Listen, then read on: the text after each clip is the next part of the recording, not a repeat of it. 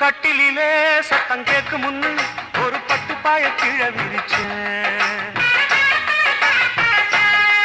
காலமெட்டியில வந்த சத்தத்துல எங்க அப்பாத்த கண்ணு முடிச்சா.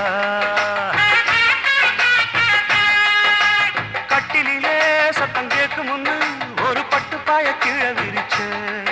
காலமெட்டியில வந்த சத்தத்துல எங்க அப்பாத்த கண்ணு முடிச்சா. அண்ணக்கிளி அள்ளிக்கொடி துள்ளி குதிச்சா. கொஞ்சம் அந்த பக்கம் இந்த பக்கம் மூடி மறைச்சா. ஏத்தி வச்ச நெய் விளக்க ஊதி அணைச்சே. அவன் வெக்கப்பட்டு எட்டி நிக்க மாறி அணைச்சே. அட சேவ கோழி கூடி கூட கும்மாளந்தான். யாரா தூக்கம் போச்சு. ரவிக்கையும் சேலையும் பாயாச்சு.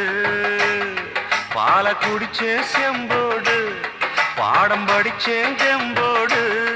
கொஞ்சம் நடுக்கமும் தயக்கமும் தொடக்கத்தில் இருந்துச்சு. தொட சரியாச்சு. சின்ன பொண்ணு என்ன விட்டுருந்து அவ சேலையத்தான் தேடி பிடிச்சா. பாவம் முன்னு நானும் விட்டு இருப்பேன். ஆனா புத்தி கெட்டு காவி பிடிச்சேன். சின்ன பொண்ணு என்ன விட்டுருந்து அவ சேலையத்தான் தேடி பிடிச்சா. பாவம் முன்னு நானும் விட்டு இருப்பேன். ஆனா புத்தி கெட்டு காவி பிடிச்சேன். ஜல்லிக்கட்டு காளைய போல் துள்ளி குதிச்ச. அவ அப்பப்பான்னு அம்மம்மான்னு கட்டி தொலைச்ச.